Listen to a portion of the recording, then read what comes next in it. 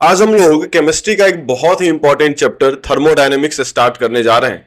और थर्मोडायनेमिक्स कई मायनों में इंपॉर्टेंट है। चाहे जेई में इसके वेटेज की बात करें तो हर साल केमिस्ट्री में थर्मोडायनेमिक्स और थर्मोकेमिस्ट्री मिलाकर 2-3 क्वेश्चन जरूर आपको देखने को मिलेंगे।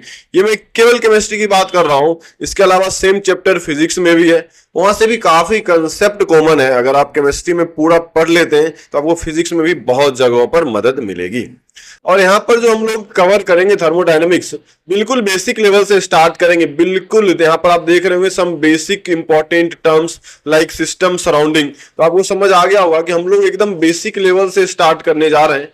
और इसको हम लोग जेई मेन जेई एडवांस से लेके ओलंपियाड लेवल तक के सारे थ्योरीज को और प्रॉब्लम्स को भी कवर करेंगे। अगर आप थर्मोडायनेमिक्स पूरा पढ़ लेते हैं तो आपको थ्योरेटिकली इससे ज्यादा पढ़ने की जरूरत नहीं है। हाँ, प्रॉब्लम प्रैक्टिस के लिए आप बाकी सारे बुक्स को या ओलंपियाड के पीवाईक्यूज को, जेई एडवांस के पीवाईक्यूज को लगा सकते हैं।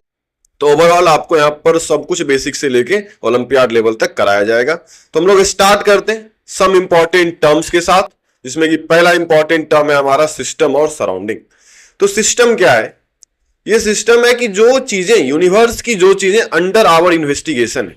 जैसे मान लीजिए आप अभी पढ़ाई कर रहे हैं तो आपका सारा फोकस आपके लैपटॉप स्क्रीन पर है या मोबाइल स्क्रीन पर है। तो मोबाइल स्क्रीन को आप ऑब्जर्व कर रहे हैं, इस पर चलने वाली एक एक चीज पर आपका ध्यान है, आपका फोकस है। तो ये आपके लिए सिस्टम हो गया।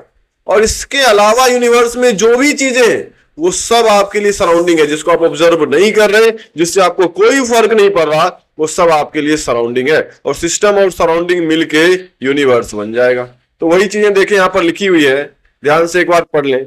सिस्टम क्या है? It is that part of universe which is under our investigation. जिसको हम ऑब्जर्व कर रहे हैं, इन्वेस्टिगेट कर रहे हैं, वो सिस्टम है। इसके अलावा जो रिमेनिंग पार्ट है वो सराउंडिंग है, और सिस्टम और सराउंडिंग मिलके हमारा यूनिवर्स बन जाता है। तो ये आपको क्लियर हो गया होगा। अब आगे बढ़ते हैं। इसके बाद सिस्टम को हम लोग 3 पार्ट में क्लासिफाई करते हैं, close system, open system and isolated system. ये हम लोग किस बेसिस पर डिफाइन कर रहे हैं 3 पार्ट में, ये समझिएगा। एक है हमारा मास, दूसरा एनर्जी। मास और एनर्जी में से क्या चीजें ट्रांसफर की जा सकती है, उस बेसिस पर सिस्टम को 3 पार्ट में क्लासिफाई किया गया है। इसको और बेहतर समझते हैं हम आगे एक ब्लैंक स्लाइड लेकर। जैसे ये मान लीजिए ये जो बॉक्स में बना रहा हूं ये हमारा सिस्टम है। तो ये सिस्टम क्लोज्ड सिस्टम तब कहलाएगा जब हम मास को ट्रांसफर नहीं कर पाएंगे, केवल और केवल एनर्जी को ही ट्रांसफर कर पाएंगे। मास ट्रांसफर नहीं करने का मतलब है कि कुछ भी चीजें इसमें ऐड नहीं कर पाएंगे, कोई भी सब्सटेंस या कोई भी मैटर इसमें हम लोग ऐड नहीं कर पाएंगे। लेकिन एनर्जी ट्रांसफर कर पाएंगे, इसका क्या मतलब है, इसको समझते हैं। थर्मोडायनेमिक्स में एनर्जी ट्रांसफर करने के 2 तरीके हैं। एनर्जी या तो आप हीट के फॉर्म में ट्रांसफर कर सकते हैं, या फिर आप एनर्जी को वर्क के फॉर्म में ट्रांसफर कर सकते हैं। ये 2 तरीके, हीट और वर्क। हीट के फॉर्म में एनर्जी ट्रांसफर करना ये तो बेहद आसानी से आपको समझ में आ रहा होगा। इस सिस्टम के नीचे अगर आप आग लगा दें, इसको हीट दें, तो यहां पर हीट के फॉर्म में एनर्जी ट्रांसफर हो जाएगी। लेकिन वर्क के फॉर्म में एनर्जी ट्रांसफर करने का क्या मतलब है? थर्मोडायनेमिक्स में वर्क का मैग्नीट्यूड हमें pressure into change in volume, P delta we से मिलता है। इसके बारे में हम लोग डिटेल में बात करेंगे। मैं मैग्नीट्यूड क्यों बोल रहा हूं, प्रेशर में कौन सा प्रेशर है, external pressure, internal pressure, gas का प्रेशर, ये सब हम लोग आगे बात करेंगे। लेकिन अभी बस आप इतना समझे कि pressure into change in volume हमें वर्क का मैग्नीट्यूड देता है। इसको और बेहतर समझने के लिए मैंने यहां एक कंटेनर लिया है जिस पर पिस्टन लगा हुआ है, और ये पिस्टन अभी मूवेबल है। मूवेबल होने का मतलब इसको आप कंप्रेस कर सकते हैं, एक्सपेंड कर सकते हैं इस सिस्टम को, यानी कि आप वॉल्यूम चेंज करा सकते हैं। अगर आप वॉल्यूम चेंज करा सकते हैं, इसका मतलब है कि यहां वर्क हो रहा है, वर्क के थ्रू एनर्जी ट्रांसफर हो रहा होगा। लेकिन अगर मैं इस पिस्टन को रिजिड कर दूं तो आप वर्क के थ्रू एनर्जी ट्रांसफर नहीं कर पाएंगे। तो यहां पर क्या है कि क्लोज सिस्टम वो सिस्टम है जिसमें हीट के थ्रू एनर्जी ट्रांसफर किया जा सकता है, वर्क के थ्रू एनर्जी ट्रांसफर किया जा सकता है, लेकिन मास ट्रांसफर नहीं किया जा सकता है। तो आपको बेसिकली मूवेबल पिस्टन रखेंगे तो भी चलेगा और रिजिड रखेंगे तो भी चलेगा। तो क्लोज सिस्टम आपको समझ में आ गया हो। अब ओपन सिस्टम देखें। ओपन सिस्टम मतलब इसमें हम लोग मास भी ऐड कर सकते हैं, कोई मैटर भी या कोई सब्सटेंस भी इसमें ऐड कर सकते हैं। अगला है हमारा आइसोलेटेड सिस्टम। आइसोलेटेड सिस्टम कहने का मतलब है कि ना तो इसमें मास ऐड कर सकते, मास नहीं ऐड कर सकते, मतलब क्लोज रखना पड़ेगा सिस्टम को। इसके अलावा हम लोग इसमें एनर्जी भी ट्रांसफर नहीं कर सकते। अब एनर्जी ट्रांसफर नहीं कर सकते मतलब ना तो हीट के थ्रू एनर्जी ट्रांसफर कर सकते और ना ही वर्क के थ्रू एनर्जी ट्रांसफर कर सकते। यानी कि इसका कंटेनर जो है ये रिजिड वॉल का बना होना चाहिए, इसमें मूवेबल पिस्टन नहीं होना चाहिए। अगर आप मूवेबल पिस्टन ले लेंगे तो इसमें क्या हो जाएगा, एनर्जी ट्रांसफर हो जाएगा वर्क के थ्रू। तो आइसोलेटेड सिस्टम का एक एग्जांपल बताता हूं मैं।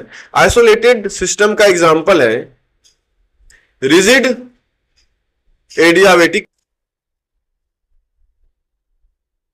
क्लोज्ड। ये तीनों चीजें एक साथ होना चाहिए। ऐसा कोई कंटेनर है क्लोज्ड, रिजिड, एडियाबेटिक कंटेनर, तो आइसोलेटेड सिस्टम हो जाएगा। क्लोज्ड होने से क्या हो गया, क्लोज्ड होने से मास का ट्रांसफर बंद हो गया। अब हमें एनर्जी का ट्रांसफर रोकना है। तो एडियाबेटिक कंटेनर वो कंटेनर होता है जिसके थ्रू आप हीट पास नहीं कर सकते। अगर आप हीट पास कर रहे हैं किसी वाल के थ्रू या कंटेनर के थ्रू तो वो डायाथर्मिक वाल है, लेकिन अगर आप हीट पास नहीं करा पा रहे तो वो एडियाबेटिक वाल है। तो अगर आपने एडियाबेटिक कंटेनर ले लिया तो हीट पास होना बंद, और रिजिड ले लिया तो वर्क होना बंद हो जाएगा।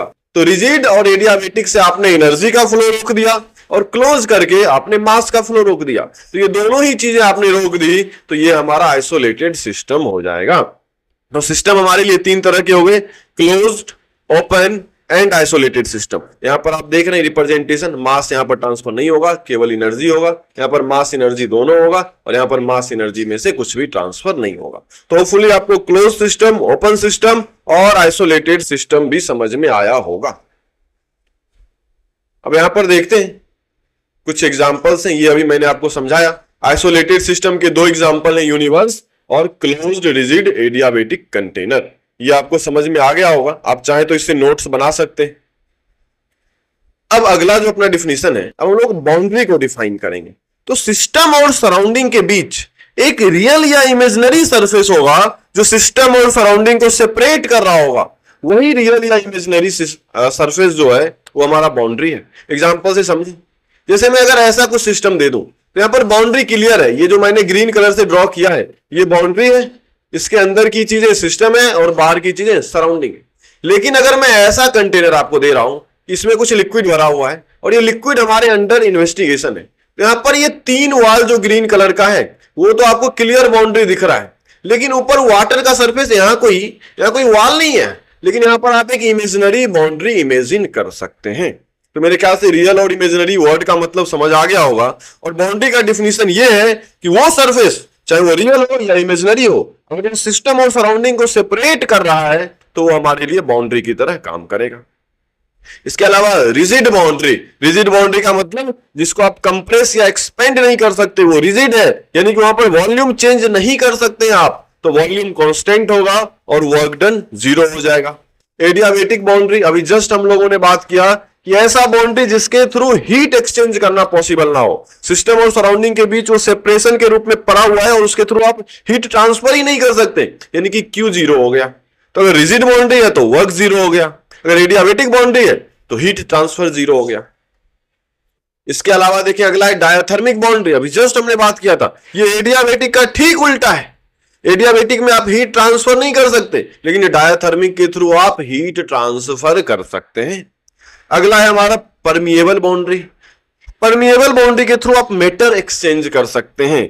जैसे आप अपना स्किन देख लें, ह्यूमन का जो स्किन है उसके थ्रू पसीना यानी कि स्वेटिंग होता है तो पसीना बाहर निकलता है, वो मेटर है। तो ये जो हमारा स्किन है, ये अगर एक बाउंड्री है, ये अगर एक सरफेस है तो ये परमिएबल बाउंड्री कहलाएगा। आगे हम लोग लिक्विड सॉल्यूशन में सेमी परमिएबल बाउंड्री भी पढ़ते हैं। तो अभी हम लोगों ने कुछ बेसिक टर्मिनोलॉजी समझे, सिस्टम क्या है, सराउंडिंग क्या है और बाउंड्री क्या है, सिस्टम कितने तरह के हैं और बाउंड्रीज कितने तरह के हैं।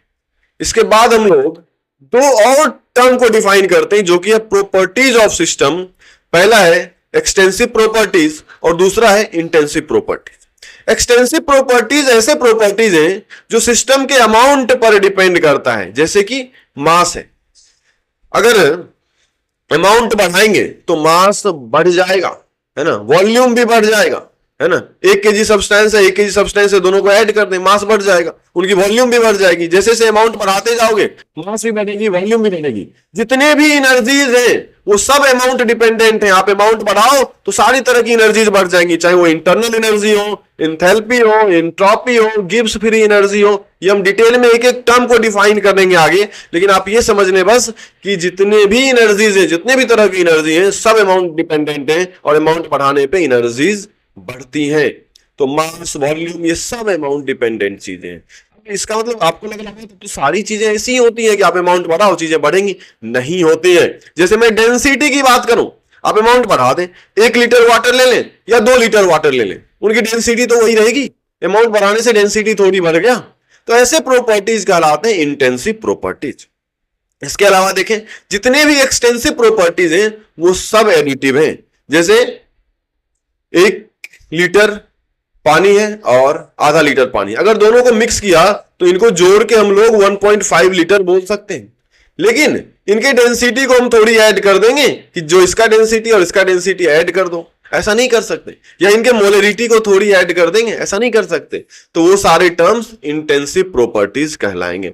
तो एक्सटेंसिव प्रॉपर्टीज एडिटिव होती हैं। जैसे डेल्टा एच, इंथैल्पी, आगे पढ़ेंगे, अगर आप लोगों ने पढ़ चुका है तो आपको पता होगा कि इंथैल्पी को हम लोग ऐड कर देते हैं, एंट्रोपी को ऐड कर देते हैं, गिब्स फ्री एनर्जी को ऐड कर देते हैं, इंटरनल एनर्जी को भी ऐड कर देते हैं, वॉल्यूम और मास तो ऐड होता ही होता है। तो एक्सटेंसिव प्रॉपर्टीज एडिटिव नेचर के होते हैं, जबकि इंटेंसिव प्रॉपर्टी इसका ठीक उल्टा है। यहां देखें इंटेंसिव प्रॉपर्टीज को, those properties which are amount independent, ये अमाउंट पर डिपेंड ही नहीं करता। जैसे डेंसिटी है, प्रेशर ऑफ गैस है, मोलरिटी है, मोलर वॉल्यूम है, मोलर एनर्जी, इन सारे टर्म्स को मैं डिफाइन कर चुका हूं कहां पे, मोल कंसेप्ट में। और ये जो चीजें स्पेसिफिक हीट कैपेसिटी, ये मैं आगे डिफाइन करूंगा। सेल पोटेंशियल, ये आगे डिफाइन होगा इलेक्ट्रोकेमिस्ट्री में। ये सब इंटेंसिव प्रॉपर्टी है, ये अमाउंट पर डिपेंड नहीं करता, इनको आप डायरेक्ट ऐड नहीं कर सकते, इसीलिए लिखा हुआ है intensive properties are not additive in nature. तो मेरे ख्याल से आपको इंटेंसिव प्रॉपर्टीज और एक्सटेंसिव प्रॉपर्टी में फर्क समझ आया होगा। लेकिन इसको चेक करने का एक सिंपल तरीका है। यहां आप देखें, आप एक कंटेनर ले लें, है ना, और इसमें कुछ गैस होंगे, उनका कुछ प्रेशर होगा, उनका कुछ वॉल्यूम होगा, उनका कुछ मोल होगा। तो अभी सिस्टम को 2 पार्ट में डिवाइड कर दें, तो जो जो चीजें चेंज हो जाएंगी वो सब एक्सटेंसिव होंगी, जो चीजें चेंज नहीं होगी वो इंटेंसिव होंगी। जैसे अगर आप इसको 2 पार्ट में क्लासिफाई कर दें, तो वॉल्यूम चेंज हो गया तो वॉल्यूम एक्सटेंसिव है, मोल्स चेंज हो गए तो मोल्स एक्सटेंसिव है। लेकिन प्रेशर ऑफ गैस चेंज नहीं होंगे तो प्रेशर इंटेंसिव है। डेंसिटी चेंज नहीं हुआ होगा तो डेंसिटी इंटेंसिव है। मेरे ख्याल से आपको यह समझ में आया होगा। इसके अलावा एक और इंपॉर्टेंट नोट पॉइंट है यहां पर कि ratio of 2 extensive properties is an intensive properties.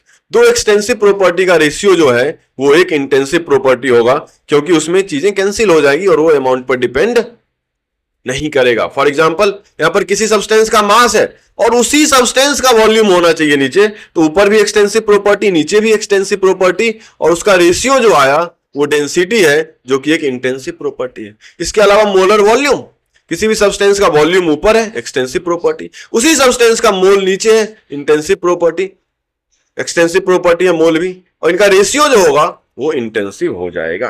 तो मेरे ख्याल से ये आपको समझ में आया होगा। यहां पर देखें, इसी पर बेस्ड क्वेश्चन है, if x1 and x2 are 2 extensive properties then predict which of the following ratio is intensive. यहां पर x1 और x2 2 एक्सटेंसिव प्रॉपर्टी है, तो इनका रेशियो जो है ये भी इंटेंसिव होगा।